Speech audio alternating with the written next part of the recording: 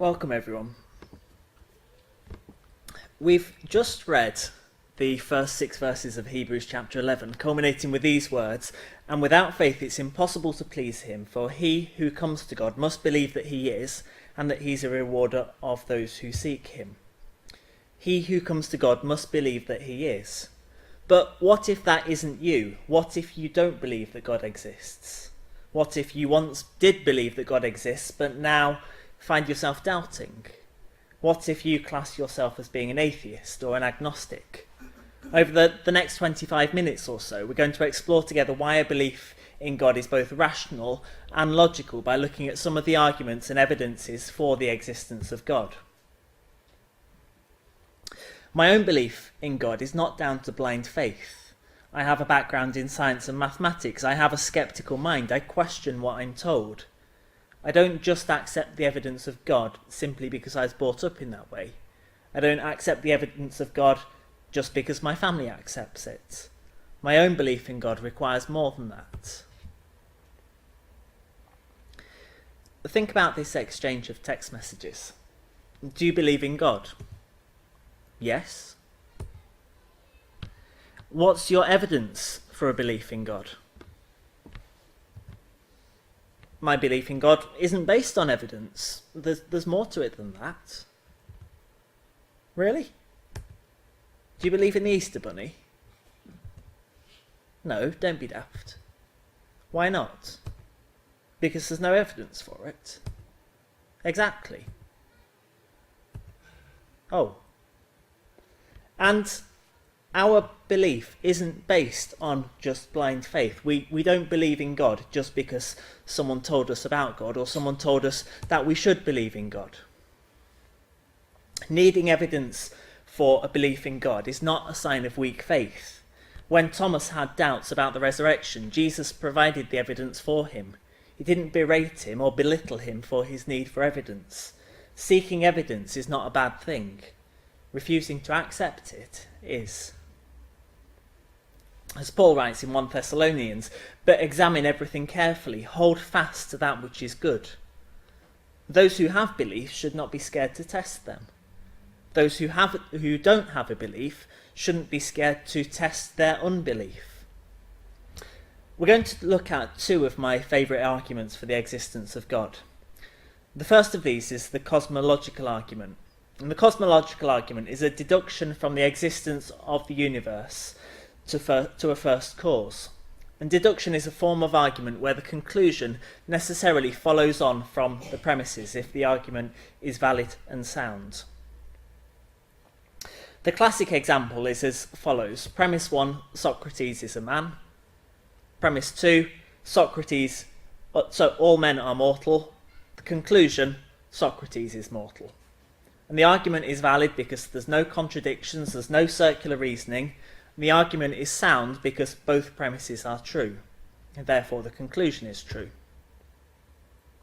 The cosmological argument is conventionally stated like this. Premise 1, the universe has a beginning. Premise 2, everything that has a beginning has a cause.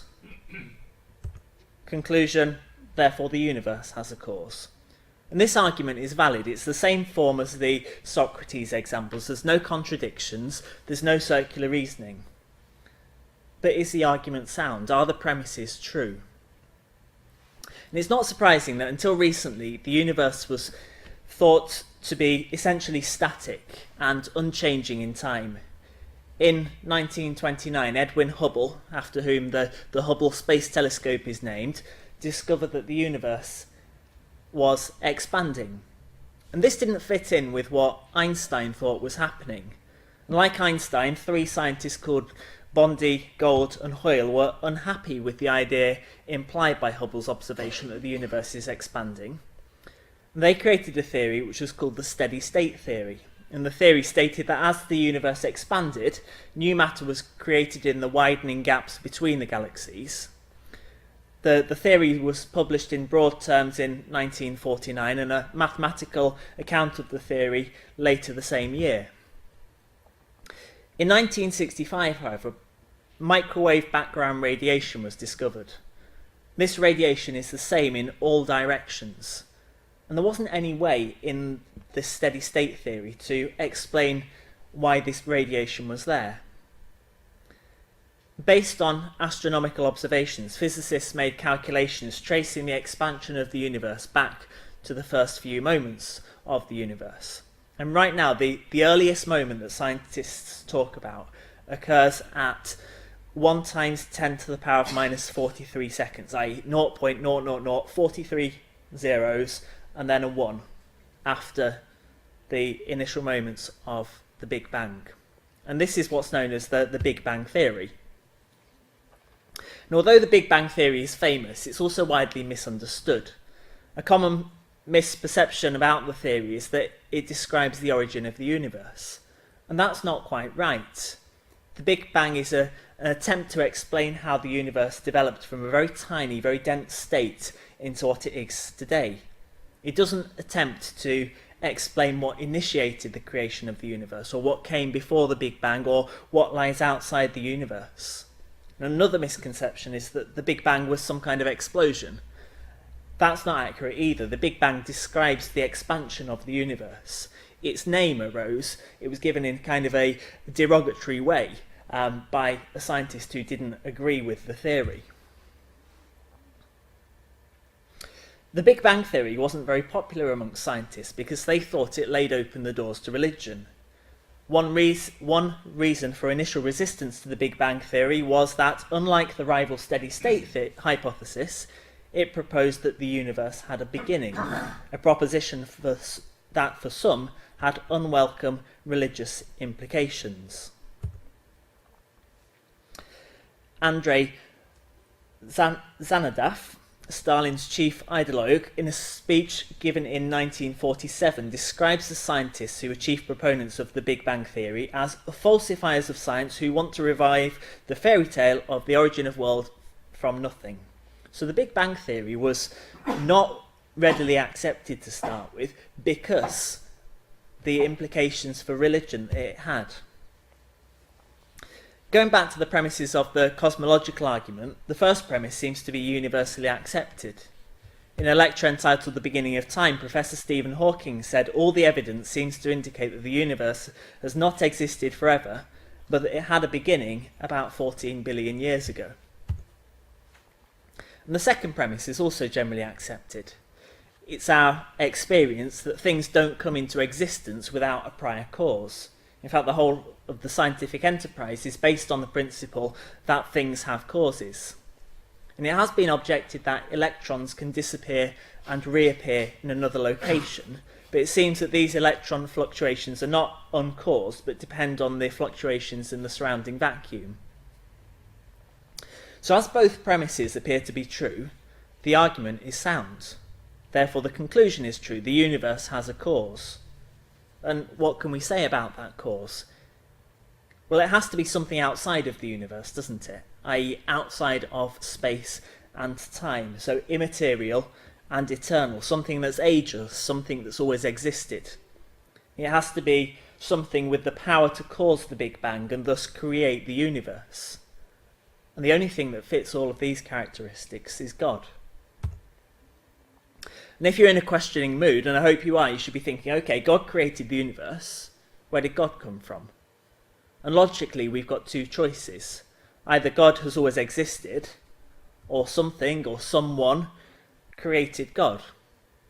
And if we take that second choice for a moment, if something created God, who or what created that thing? And again, we have two choices. Either that thing has always existed, or something created that thing. And if we take the second of those choices again, it goes on forever, doesn't it? Allegedly, a well-known scientist once gave a public lecture on astronomy, and he described how the Earth orbits around the Sun, and how the Sun in turn orbits around the centre of a vast collection of stars called our galaxy. And at the end of the lecture, a little old lady at the back of the room got up and said, "What you've told us is rubbish. The world really is a flat plate supported on the back of a giant tortoise." And the scientist gave a superior smile before replying, "What's the tortoise standing on?"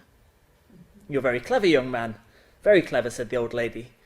"But it's turtles all the way down." And the expression turtles all the way down is used to express the concept of infinite regress, that something must depend on something else, which must depend on something else for infinity and for infinity, forever and ever. And by definition, this can't exist. So the only option is that God has always existed. And God being eternal, God being everlasting, God having always existed is of course something that the Bible explains. Psalm 90 verse 2, before the mountains were born, or you gave birth to the earth and the world, even from everlasting to everlasting, you are God.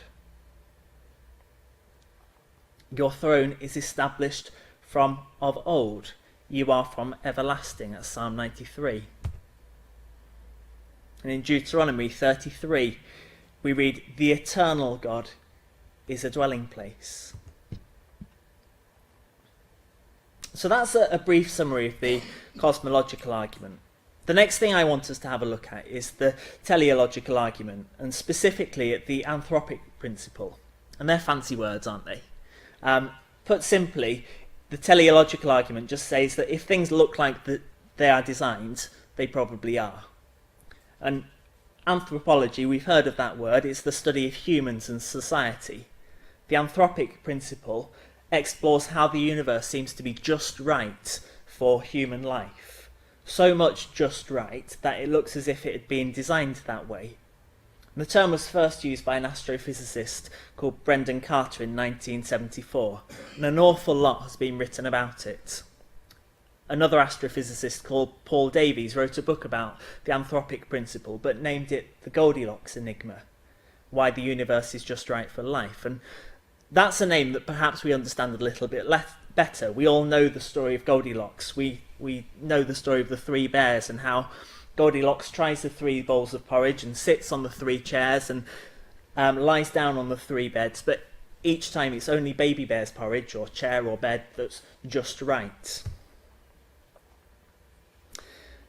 The image here is the Crab Nebula, part of space that was first observed clearly in 1731 by an English astronomer called John Bevis.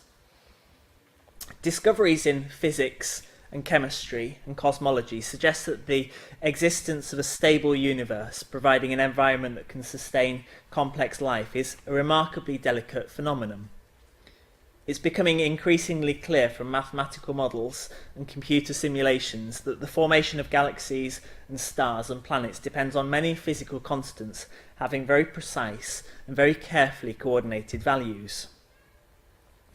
The astrophysicist Paul Davies puts it like this: if almost any of the basic features of the universe, from the properties of atoms to the distribution of galaxies, were different, life would very probably be impossible.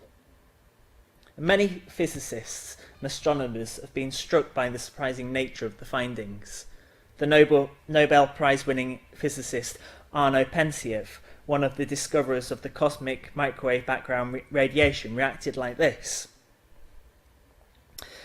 astronomy leads us to a unique event, a universe that was created out of nothing and delicately balanced to provide the exact conditions required to support life. In the absence of an absurdly improbable accident, the observations of modern science seem to suggest an underlying, one might say, supernatural plan. And the theoretical physicist and mathematician Freeman Dyson, who's famous for his work in quantum field theory and solid-state physics and astronomy and nuclear engineering, stated that as we look out into the universe and identify the many accidents of physics and astronomy that have worked together to our benefit, it almost seems as if the universe must in some sense have known that we were coming. We're not going to look at the nature of our particular local environment on planet Earth, which make it ideally suited for life forms such as ourselves, because it could quite easily be argued that, well, we're here, we've adapted to fit the conditions that we have on the planet. Instead, we're going to focus on much more fundamental considerations relating to the possibility of life of any kind existing anywhere at all. Paul Davies sets out very clearly some of the necessary conditions for life to exist. To permit life at least one place in the universe, 3 basic requirements must be satisfied. The laws of physics should permit stable, complex structures to form. The universe should possess the sorts of substances such as carbon that biology uses. And an appropriate setting must exist in which the vital components come together in the appropriate way. And we're going to have a brief look at each of those in turn. The laws of physics are currently understood in terms of four fundamental forces: gravity, electromagnetism, the strong and the weak nuclear forces. And all of these forces working together in a delicate balance seem to be necessary for stable, complex structures to form. One writer puts it like this: if gravity did not exist, masses would not clump together to form stars or planets. If the strong force did not exist, protons and neutrons could not bind together, and hence no atoms with atomic number greater than hydrogen would exist. If the electromagnetic force didn't exist, there would be no chemistry. And as we begin to develop our understanding of these fundamental aspects of nature, we can get a clearer and clearer picture of what would happen if the strength of these forces or the relationship between them were very slightly different. For example, it's now thought that the process of nuclear fusion going on inside of stars is reasonably well understood.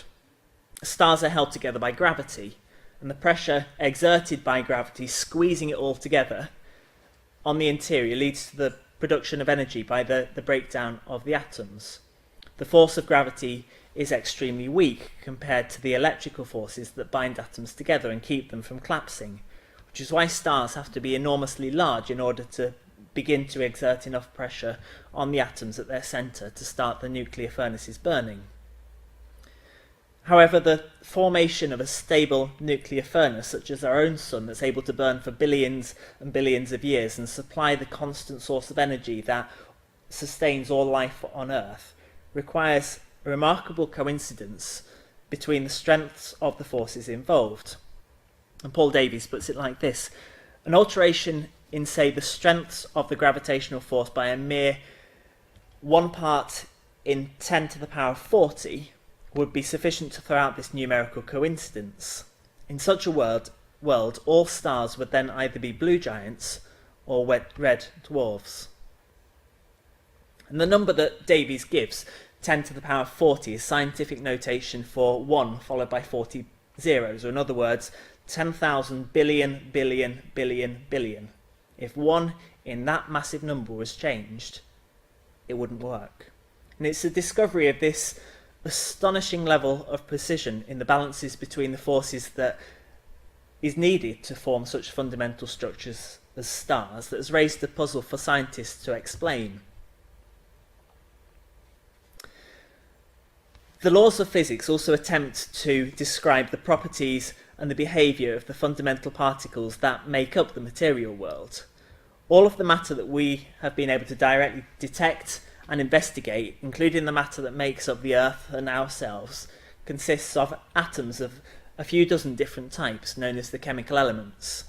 And these atoms, in turn, are made up of more fundamental particles known as protons, neutrons and electrons, and they in turn are made up of even more fundamental particles. We're not going to worry about them.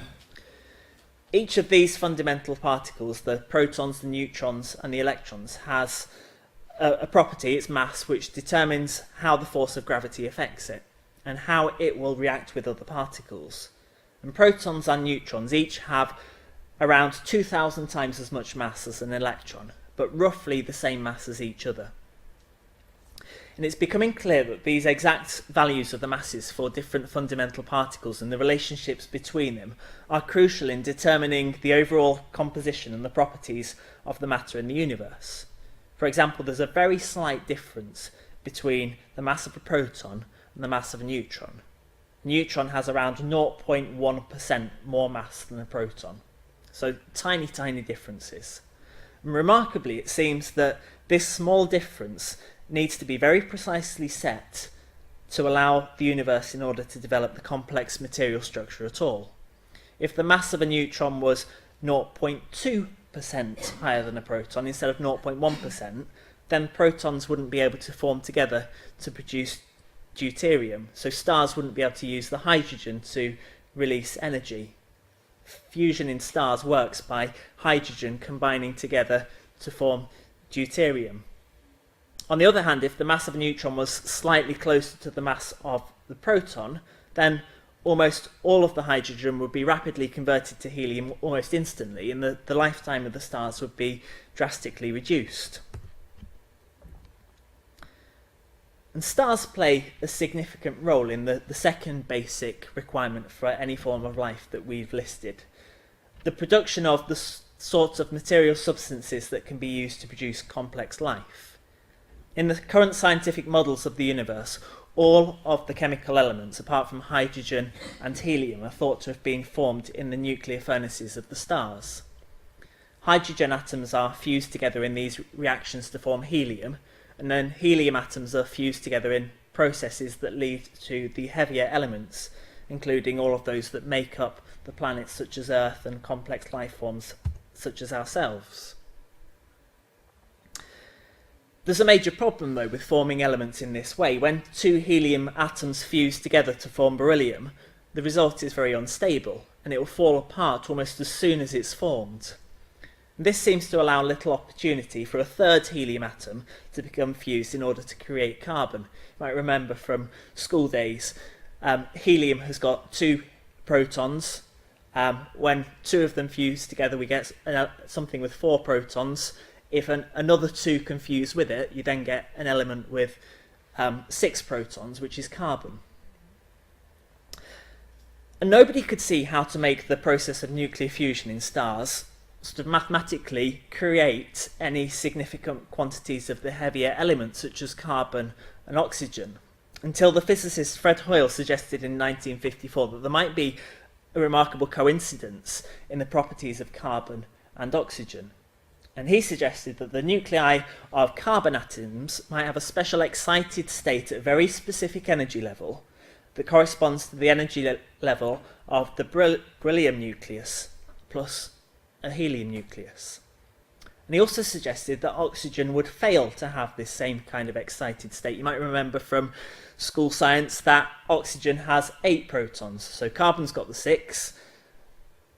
We can't then sort of very easily add another helium to that to produce the 8 in the same way that carbon is easily produced. He suggested that oxygen would fail to have the same excited state at the relevant energy level, which would explain why all the carbon that was produced wasn't sort of immediately converted into oxygen. And until quite recently, this was all just supposition and theory. It couldn't be proved in any way, it was just theoretical physics. But more recently, his predictions have been borne out by experiments, becoming one of the first examples of the use of the anthropic principle to understand the properties of the natural world. And a more recent study in the journal Science has confirmed that small changes in the result of the strength of the electromagnetic force of the source would eliminate the delicate balance and result in virtually no carbon or oxygen production in the stars. And the science writer John Greben and the astronomer royal Martin Rees write, "This combination of coincidences, just right for resonance in carbon-12, just wrong in oxygen-16, is indeed remarkable. There is no better evidence to support the argument that the universe has been designed for our benefit, tailor-made for man." And although Fred Hoyle remained a firm atheist all his life, he said, "I do not believe that any scientist who examined the evidence would fail to draw the inference that the laws of nuclear physics have been deliberately designed with regard to the consequences they produce inside stars." The final component, the final requirement that astrophysicist Paul Davies listed was that an appropriate setting must exist in which the vital components come together. Despite initial resistance from some atheist scientists, the Big Bang Theory has been accepted as a reasonable description of the history of the universe by the majority of scientists today. And the idea of the whole universe expanding from a tiny beginning several billion years ago and developing as it expands so that the stars and the planets come to be formed and life comes to emerge on at least one planet is now widely presented in popular scientific accounts. And what's not often stressed, but is becoming steadily more appreciated by cosmologists and astronomers studying these phenomena, is the fact that this model only works if we introduce some remarkable fine-tuning in the basic constituents and the initial conditions. Cosmologists refer to the density of the universe as ohm, that little Greek symbol. The value of ohm is absolutely crucial. If the universe emerged from the Big Bang with a density that was just a tiny bit too high, then it would have been pulled together too strongly by gravity, and it would have collapsed on itself, and there would have been less of a Big Bang and more of a big crunch.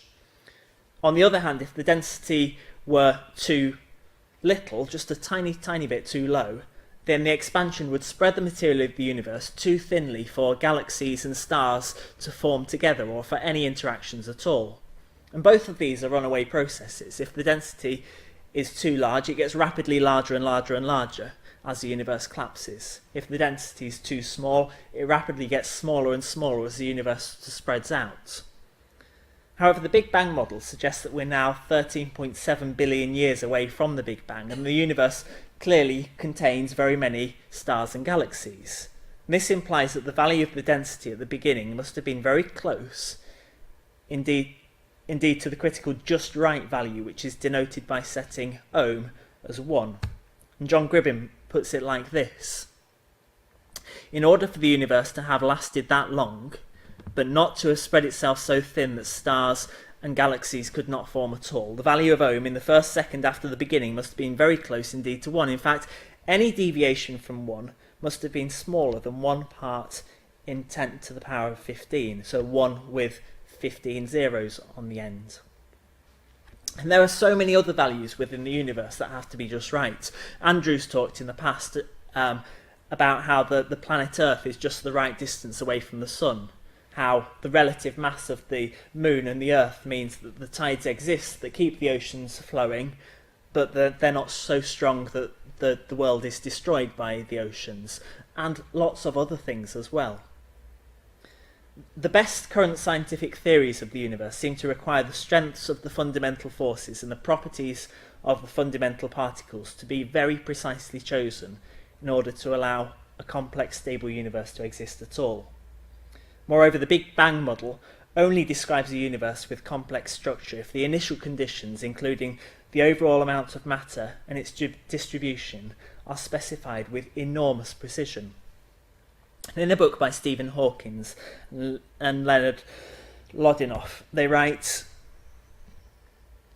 "Our universe and its laws appear to have a design that's both tailor-made to support us and, if we are to exist, leaves little room for alteration. This is not easily explained and raises the natural question of why it is that way." And Stephen Hawking is trying to come up with theories to explain this. He doesn't like the idea that it points to a God, it points to a creator. But when we look into the Bible, it's easy for us to see why it is that way. Isaiah writes, "For this is what the Lord says, the one who created the sky. He is the true God, the one who formed the earth and made it. He established it. He did not create it without order. He formed it to be inhabited." We read in the Psalms, "The heavens are telling the glory of God, and their expanse is declaring the work of his hands." In Romans 1 we find Paul says, "For since the creation of the world, his invisible attributes, his eternal power and divine nature have been clearly seen, being understood through what has been made, so that they are without excuse." For me, the two arguments that we've looked at, the cosmological argument and the teleological argument, provide a compelling case of the existence of God. I want to leave you with one final quote from Robert Jastrow, a self-proclaimed agnostic. "For the scientist who's lived by his faith in the power of reason, the story ends like a bad dream. He's scaled the mountains of ignorance, he's about to conquer the highest peak. As he pulls himself over the final rock, he's greeted by a band of theologians who've been sitting there for centuries."